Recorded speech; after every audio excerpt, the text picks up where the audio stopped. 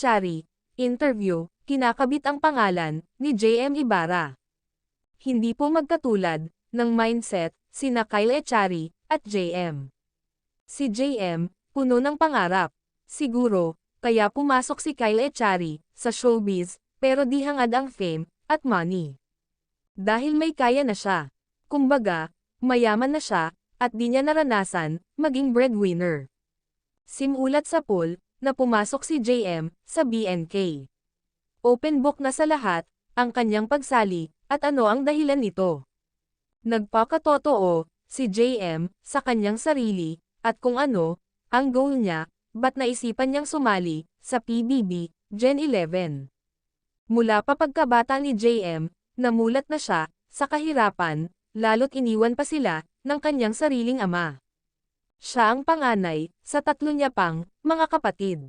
Siya ang katulungan ng kanyang ina sa kanilang pamumuhay. Siya din ang nagsilbing tumatayong ama sa kanilang pamilya bilang panganay. Pinasal niya ang responsibilidad na di naibigay ng kanyang ama. Nakasalalay sa kanya ang pag-aaral sa kanyang nakababatang kapatid. Ang pagpapagamot at pagpapaopera sa kanyang mommy. Isa siyang napakabuting anak. Ginagawa niya lahat para maiahon sa kahirapan ang kanyang pamilya. May masama ba sa mangarap?